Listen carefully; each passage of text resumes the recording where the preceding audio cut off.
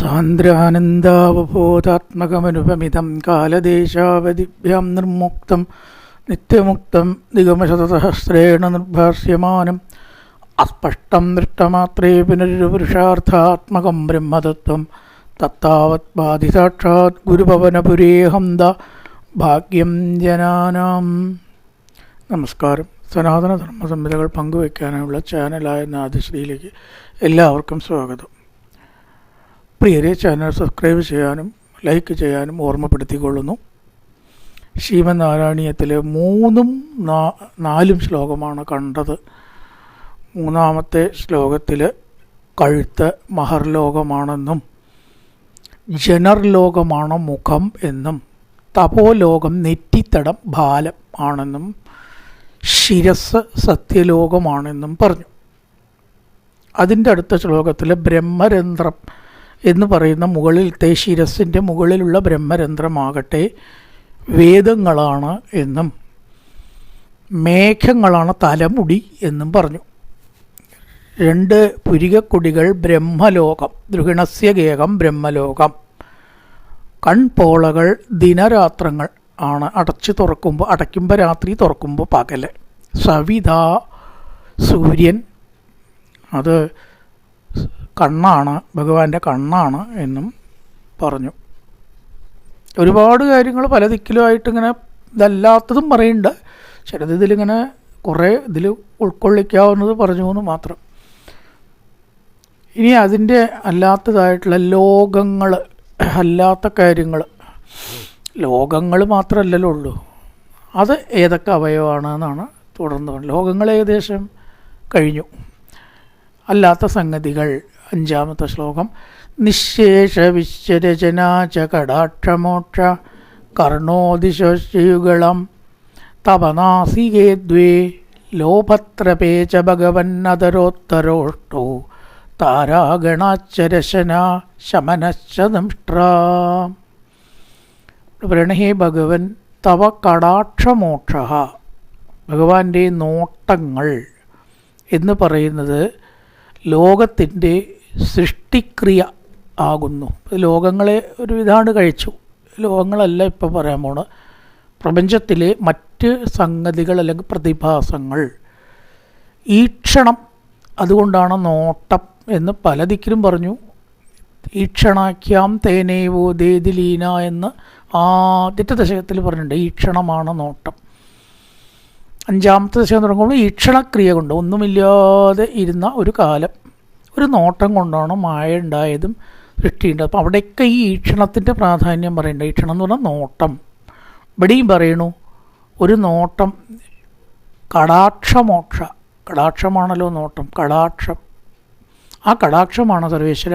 വിശ്വരചന, രചന എന്ന് പറഞ്ഞാൽ നമുക്കറിയാം സൃഷ്ടി. ഏത് രചനയും സൃഷ്ടിയാണ്. അപ്പോൾ ഒരു സാഹിത്യരചനയാണെങ്കിൽ ഒരു സൃഷ്ടിയാണല്ലോ, അത് ഉണ്ടാവലാണല്ലോ. ഇവിടെ ലോകരചനയാണെന്ന് മാത്രം. രചന എന്ന് പറഞ്ഞാൽ സൃഷ്ടി നടത്തേ ഉള്ളൂ. കവിത രചിക്കുക എന്ന് പറഞ്ഞാൽ കവിത ഉണ്ടാക്കുക എന്നുള്ള അർത്ഥത്തിലാണ് പറയണത്. അല്ലാണ്ട് രചന അതിന് മാത്രമേ ഉപയോഗിക്കുള്ളൂ എന്നില്ല. രചന മീൻസ് സൃഷ്ടി നടത്തേ ഉള്ളൂ. അപ്പോൾ ഭഗവാന്റെ നോട്ടമാവട്ടെ സൃഷ്ടിയാകുന്നു. നോട്ടം എന്ന് പറഞ്ഞാൽ ഒരു ക്രിയയാണ് അല്ലേ. അപ്പോൾ സൃഷ്ടി എന്ന് പറഞ്ഞാൽ ഒരു ക്രിയയാണ്. ഉപമിച്ചിരിക്കുന്നത് ഔചിത്യത്തിലാണ്. ഓരോരോ അവയവങ്ങൾ ഓരോ ലോകങ്ങളായിട്ട് കൽപ്പിച്ചു. ഇവിടെ ക്രിയ ആയതുകൊണ്ട് അത് വേറൊരു ക്രിയയായിട്ട് ഉപയോഗിച്ചു. അങ്ങനെയാണല്ലോ അതിൻ്റെ ശരി. കടാക്ഷം എന്ന് പറഞ്ഞാൽ ക്രിയയാണ്, അത് ലോക സൃഷ്ടി എന്ന ക്രിയയായിട്ട് ഉപമിച്ചു. ഭഗവാന്റെ നോട്ടമാണ് ലോക സൃഷ്ടി. കണ്ണാണ് തുറന്നാൽ സൃഷ്ടി തുടങ്ങുക, കണ്ണാണ് അടച്ചാൽ സൃഷ്ടി കഴിഞ്ഞു. ഇനി കർണോ ദിശോശ്രീയുഗളം തപനാസികേ ദ്വേ. കർണോ ദിശോശ്രീയുഗളം, ചെവികൾ ദിക്കുകളാണ് എന്നാണ്. 8 ദിക്കുകൾ, 4 പ്രധാന ദിക്കുകൾ, തെക്ക് വടക്ക് കിഴക്ക് പടിഞ്ഞാറ്. അതിൻ്റെ ഇടയിലുള്ളതാണ് തെക്ക് പടിഞ്ഞാറ് വടക്ക് പടിഞ്ഞാറ് അല്ലേ, വടക്ക് കിഴക്ക് തെക്ക് കിഴക്ക്. ഈ 8 ദിക്കുകൾ ഭഗവാന്റെ ചെവി ആയിട്ട് പറഞ്ഞിട്ടുണ്ട്. ദിശോ, ദിശ എന്ന് പറഞ്ഞാൽ ദിക്ക്, ദിശോ. കർണൗ ദിശോ, ചെവികൾ ദിക്കുകളാകുന്നു. അശ്യുഗളം തവ നാസികേതേ. പിന്നെ വളരെ നാസിക, ഭഗവാന്റെ മൂക്ക്. 2 ദ്വാരങ്ങളുണ്ട് മൂക്കിന്, അതുകൊണ്ട് അതിനെ അശ്യുഗളം രണ്ട് ദേവതകളാക്കിയിട്ടുണ്ട്. എത്ര നോക്കിയിട്ടാണ് ഉപമിച്ചിരിക്കണം. രണ്ട് നാസികാദ്വാരം ഉള്ളത് കൊണ്ട് രണ്ടെണ്ണത്തിന് ചേർന്ന ഉപമയാവട്ടെ നിശ്ചയിച്ചു. ആരാണ് രണ്ടാൾ? അശ്വിനി ദേവതകൾ എപ്പോഴും രണ്ടാളാണ്. നരനാരായണന്മാർ, അശ്വിനി ദേവതകൾ, ഇതൊക്കെ എപ്പോഴും ഇരട്ടയാണ്. അതുകൊണ്ടാണ് അശ്വിയുഗളം. രണ്ട് അശ്വിനി ദേവതകൾ ഭഗവാന്റെ നാസികാദ്വാരങ്ങളായിട്ട് ഉപമിച്ചു. ഈ ലോഭത്രപേച്ച ഭഗവൻ അതരോത്തരോഷ്ടൗ, കീഴ്ചുണ്ട് മേൽചുണ്ട്. ആധരം എന്ന് പറഞ്ഞാൽ കീഴ്ചുണ്ടാണ്, ഓഷ്ടം എന്ന് പറഞ്ഞാൽ മേൽചുണ്ടാണ്. അതരോത്തരോഷ്ടവും, അധരം ഓഷ്ടം. ഇതാവട്ടെ ലോഭത്രപേ, കീഴ്ചുണ്ട് അത്യാഗ്രഹം, ആഗ്രഹം എന്ന് പറയാം. അതേ സമയത്ത് ഓഷ്ടങ്ങളാവണത്രേ ത്രപ. ത്രപ എന്ന് പറഞ്ഞാൽ ലജ്ജ. ഒരുപാട് വ്യാപ്തിയുണ്ട് ആ ലജ്ജ എന്നുള്ള വാക്കിന്. സ്ത്രീകൾക്ക് ലജ്ജ ഒരു ഭംഗിയാണ്. ഒരാളോട് ഇഷ്ടമുണ്ടായ അഭിനയിക്കുക, അല്ലെങ്കിൽ ലജ്ജ നടിക്കുക, ലജ്ജ ഉണ്ടാവുക, അങ്ങനെയൊക്കെ നമ്മൾ പറയാറുണ്ട്. ഒരു പ്രിൻസിപ്പിളില്ലാത്ത പ്രവൃത്തി ചെയ്ത ലജ്ജയില്ലേ നിനക്ക്, അങ്ങനെയും പറയും ഇല്ലേ. ലജ്ജ എന്ന് പറഞ്ഞാൽ നാണം കെട്ട പണി, അങ്ങനെയും പറയും. പിന്നെ ഈ ലജ്ജയ്ക്ക് പൊതുവേ പറയുക, ദേവീമാഹാത്മ്യത്തിൽ പറയണത് ഒരു ചെയ്യാൻ പാടാത്ത പ്രവൃത്തി ചെയ്യുന്നതിലുള്ള ഒരു മടി, ഉളുപ്പ് എന്ന് പറയും സാധാരണ ഭാഷയിൽ. അതാണ് ശരിക്കും ലജ്ജ എന്നാണ്, അങ്ങനെയൊക്കെ പറയും. അപ്പം അത് ശരിക്കും വേണ്ട ഒരു ഗുണമാണ് ലജ്ജ. അയ്യോ അത് ചെയ്യില്ല കേട്ടോ, നിങ്ങൾ എന്തെനിക്ക് തരാമെന്ന് പറഞ്ഞാലും ആ അധർമ്മം ഞാൻ ചെയ്യില്ല, ആ നേട്ടാണ്ട് വേണ്ടാന്നേ വയ്ക്കുള്ളൂ. ആ ഒരു ഗുണത്തിനും ലജ്ജ എന്ന് പറയും. കുറേ അർത്ഥങ്ങളുണ്ട് ലജ്ജയ്ക്ക്. മടി, സൗന്ദര്യമുള്ള സ്ത്രീകളിൽ ഒരാളുടെ ഇഷ്ടം തോന്നിയാൽ പ്രകടിപ്പിക്കണ വികാരം അല്ലെങ്കിൽ ആ ഒരു ഭാവം, അതിനൊക്കെ ലജ്ജ എന്ന് പറയാം. നാണം കെട്ട പണി എന്ന് പറയുന്നതിന് പറയാം. ഇതൊക്കെ ലജ്ജയുടെ അർത്ഥങ്ങളാണ്. ഏതും ആവാമെന്നർത്ഥം. ഇതൊക്കെ ഈ പറഞ്ഞതിൽ ഏത് വേണമെങ്കിലും ഭഗവാന്റെ മേൽച്ചുണ്ടാവാം. അപ്പം അധരോത്തരോഷ്ടവും, അധരം എന്ന് പറഞ്ഞാൽ കീഴ്ച്ചുണ്ടാണ്. കീഴ്ച്ചുണ്ട് ആഗ്രഹം, മേൽച്ചുണ്ട് ലജ്ജ. അധരോത്തരോഷ്ടവും ഒരൊറ്റ വരിയിൽ ലോഭവും പ്രഭവും, മേൽച്ചുണ്ടും കീഴ്ച്ചുണ്ടുമാണ് ആ വരി മുഴുവൻ പറഞ്ഞത്. ലോഭത്രപേശ ഭഗവൻ സംബോധന. അധരോത്തരോഷ്ടോ, അധരവും കീഴ്ച്ചുണ്ടും, ഓഷ്ടം മേൽച്ചുണ്ടും. കീഴ്ച്ചുണ്ട് ലോഭം, ആദ്യം പറഞ്ഞത് ആദ്യത്തിന് കൊടുക്കുക. അപ്പം ലോഭം, അത്യാഗ്രഹം. അത്യാഗ്രഹം എന്ന് നമ്മൾ തെറ്റായിട്ട് പറയുന്ന കാര്യമാവാം. കുറച്ച് ആഗ്രഹം ഇല്ലെങ്കിൽ ജീവിക്കാൻ പറ്റുമോ? എന്തെങ്കിലും ആഗ്രഹം വേണ്ടല്ലേ പ്രവർത്തിക്കുള്ളൂ. പ്രവർത്തിക്കുമ്പോഴേ പ്രപഞ്ചം ചലനാത്മകമാവുള്ളൂ. അപ്പോൾ വേണ്ട ആഗ്രഹമാവാം, വേണ്ടാത്ത അത്യാഗ്രഹം ആവാം. രണ്ടും കുടുങ്ങും, രണ്ടും പെടും അതിൽ. ലോഭത്രപേ, ആഗ്രഹമാണ് ഭഗവാന്റെ കീഴ്ച്ചുണ്ട്. ത്രപ എന്ന് പറഞ്ഞാൽ ലജ്ജ, അതാണ് മേൽച്ചുണ്ട്. താരാഗണാച്ചരശന, ഭഗവാന്റെ പല്ല്. രശന എന്ന് പറഞ്ഞാൽ പല്ലാണ്. അതെന്തിനോട് ഉപമിച്ചു? താരാഗണാഹ, നക്ഷത്രങ്ങൾ. ഭഗവാന്റെ പല്ലിൻ്റെ സ്ഥാനത്താണ് നക്ഷത്രങ്ങൾ നിൽക്കുന്നത്. പല്ല് എവിടെ ഉണ്ടാവുക? കുറച്ചൊരു വായയിൽ. വായ എപ്പോഴും ഉയരത്തിലാണ് ഉണ്ടോ. കാലെവിടെയാണ്? താഴത്ത്. അവിടെ നിന്ന് ഇങ്ങോട്ട് മേപ്പെട്ടെടുത്താൽ മുഖം കുറേ ഉയരത്തിലല്ലേ. കയ്യിൻ്റെ കാലിൻ്റെ മാറിൻ്റെ സ്ഥാനത്തല്ല മുഖം. അപ്പോൾ നക്ഷത്രം എന്ന് പറഞ്ഞാൽ ഉയരം കൂടിയ സ്ഥലത്താണ് നിൽക്കുന്നത്, ആകാശത്താണ്. അത് പല്ലായിട്ട് ഉപമിച്ചു. ഒക്കെ നോക്കിയിട്ടാണ് പറഞ്ഞിരിക്കുന്നത് നൃത്തം. അപ്പോൾ എത്ര ഔചിത്യം പ്രയോഗിച്ചിരിക്കുന്നു. താരാഗണാച്ചരശന, നക്ഷത്ര പങ്ക്തികൾ ഭഗവാന്റെ പല്ല്. ശമനശ്ച ദംഷ്ട്ര, ദംഷ്ട്ര ഭഗവാനുണ്ട് എന്നാണ് സങ്കല്പം. അണപ്പല്ല് എന്നർത്ഥമുണ്ട് അത്ര ഈ ദംഷ്ട്രയ്ക്ക്. ആസുരന്മാർക്കല്ലേ ദംഷ്ട്ര ഉണ്ടാവുക, രാക്ഷസന്മാർക്ക്. പിന്നെ പന്നിക്കുണ്ടാവും ദംഷ്ട്ര.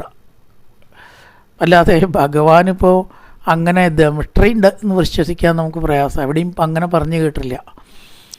അപ്പം അവിടെ അണപ്പല്ലിനും ദംഷ്ട്ര എന്ന വാക്ക് ഉപയോഗിക്കും. അടപ്പല്ലിന് എല്ലാവർക്കും ആവാമല്ലോ. ഭഗവാൻ അണപ്പല്ല് എന്നാണ് ചേരുക. കാരണം അതിൻ്റെ ഉള്ളിൽ എന്തെങ്കിലും കിട്ടിയാൽ അതിൻ്റെ കഥ കഴിഞ്ഞത് തന്നെ. അതാണ് യമൻ. യമൻ എന്ന് പറഞ്ഞാൽ എല്ലാറ്റിനെയും ഒതുക്കി ഇല്ലാണ്ടേക്കും ഇല്ലേ. യമൻ കാലപിരിക്ക് അയക്കുക എന്ന് പറഞ്ഞാൽ എന്താ അർത്ഥം? അയാളെ ഇല്ലാണ്ടാക്കുക. അണപ്പല്ലിൻ്റെ ഇടയിൽ എന്തെങ്കിലും ഒന്ന് ആ പല്ലിനെ പഠിച്ച് പൊട്ടിക്കാവുന്നതാണ്. അതിൻ്റെ അടിച്ച് പൊടിയാവും അല്ലേ. പിന്നെ ഒന്നും അവിടെ ശരിക്കില്ല. ശർക്കരയിലും വേണ്ടില്ല, വേറെ എന്തായാലും വേണ്ടില്ല. പൊടിയുന്നത് കേട്ടോ, പൊടിയാത്തതല്ല. പൊടിയുന്നത് എന്തും അണപ്പല്ലിൻ്റെ അടുത്ത് എത്തിക്കഴിഞ്ഞാൽ പിന്നെ ഒന്നും ഉണ്ടാവില്ല. അപ്പം അതാണ് യമൻ. എല്ലാറ്റിനെയും ഇല്ലായ്മ ചെയ്യുന്ന ആളാണ് യമൻ. അപ്പോൾ ഇവിടെ ദംഷ്ട്ര എന്ന് പറഞ്ഞാൽ അണപ്പല്ലുകൾ എടുക്കുകയാണ് നല്ലത്. ഭഗവാന് ദംഷ്ട്രയൊന്നുമില്ല. രാവണനും അസുരനും ബാലിക്കും ഒക്കെ ഇടയ്ക്കുണ്ടാവും. പന്നിക്ക്, ദുഷ്ടന്മാർക്ക്, അവർക്കാണ് ഈ ദംഷ്ട്ര. നമ്മൾ ഉദ്ദേശിക്കുന്ന പുറത്തേക്ക് കാണാൻ തേറ്റ എന്ന ദംഷ്ട്ര ഉണ്ടാവുന്നത്. ഇതല്ല, അണപ്പല്ല്. സാധാരണ പല്ലുകൾ നക്ഷത്രങ്ങളും അണപ്പല്ലുകൾ നക്ഷത്ര യമനും ആകുന്നു.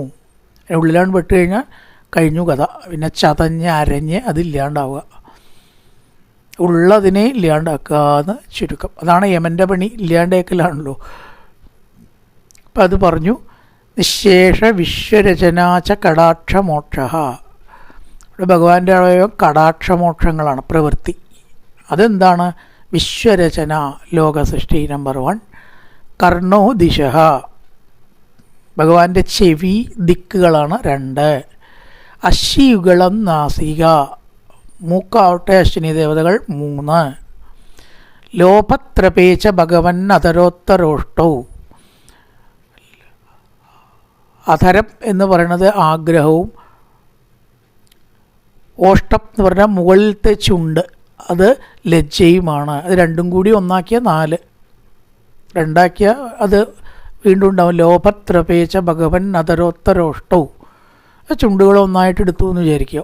ഒന്നാക്കി കീഴ്ചുണ്ടും മേൽച്ചുണ്ടും 4 എന്നെടുക്കുക. താഴത്തെ എന്തായി? അധരം ലോഭം, ആഗ്രഹമാണ്. മുകളിലത്തെ ചുണ്ടോ ലജ്ജ.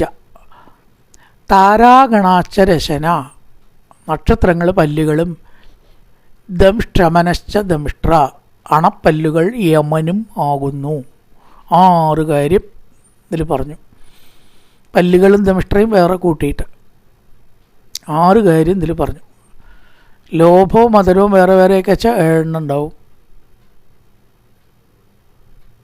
ഇപ്പം എന്തൊക്കെയാണ്? നിശേഷ വിശ്വരചനാച കടാക്ഷമോക്ഷ, കടാക്ഷങ്ങളാണ്. കടാക്ഷങ്ങൾ മുഴുവനും ലോകത്തിൻ്റെ സൃഷ്ടിക്രിയയാകുന്നു. കർണോ ദിശ, ചെവി, ദിക്കുകളാണ്. ലോകത്തിലെ ഈ കാണുന്ന ദിക്ക് ഭഗവാന്റെ ചെവി. അശ്വിയുഗളം, 2 അശ്വിനി ദേവതകളാണ്. മൂക്ക് 3ആയി. 4 ആവട്ടെ നാസിക, അത് പറഞ്ഞുവല്ലോ അശ്വിനി ദേവതകൾ. ലോഭത്രപേ, കീഴ്ചുണ്ടും മേൽച്ചുണ്ടും, അത്യാഗ്രഹവും ലജ്ജയും ആകുന്നു. താരാഗണങ്ങൾ, നക്ഷത്രങ്ങൾ പല്ലുകളും, ദംഷ്ട്രകൾ യമനും ആണ്. ഈ 7 കാര്യം അധരവും ഓഷ്ടവും വേറെ എടുക്കാച്ച 7 ശമനശ്ച ദംഷ്ട്ര, പല്ലുകളും ദംഷ്ട്രയും വേറെ എടുക്കുകയാണെങ്കിൽ. അതൊക്കെ ഒന്നിച്ചാണെങ്കിൽ 5 ഉണ്ടാവുള്ളൂ. ഓഷ്ടം മധുരം ഒന്നിച്ചെടുത്താലും പല്ലും യമനോ ഒന്നിച്ചെടുത്താൽ 5 ഉണ്ടാവുള്ളൂ. വേറെ വേറെയൊക്കെ 7 ഉണ്ട്. പല്ലും ദംഷ്ട്രയും വേറെ, താഴത്തെ ചുണ്ടും മേലത്തെ ചുണ്ടും വേറെ എടുക്കുമ്പോൾ 7 ഉണ്ട്. നിശേഷ വിശ്വരചനാച കടാക്ഷമോക്ഷ, കർണോ ദിശോശ്യുഗളം തവനാസികേധ്യേ, കർണായി നാസികയായി ദിക്കുകളായിട്ടും അശ്വിനി ദേവതകൾ. ലോപത്രപേച്ച ഭഗവൻ അധരോട്ടരോഷ്ടൗ, ലോപം കീഴ്ചുണ്ട്, ലജ്ജ മേൽച്ചുണ്ട് 5. താരാഗണാചരശന, നക്ഷത്രങ്ങൾ പല്ല് 6.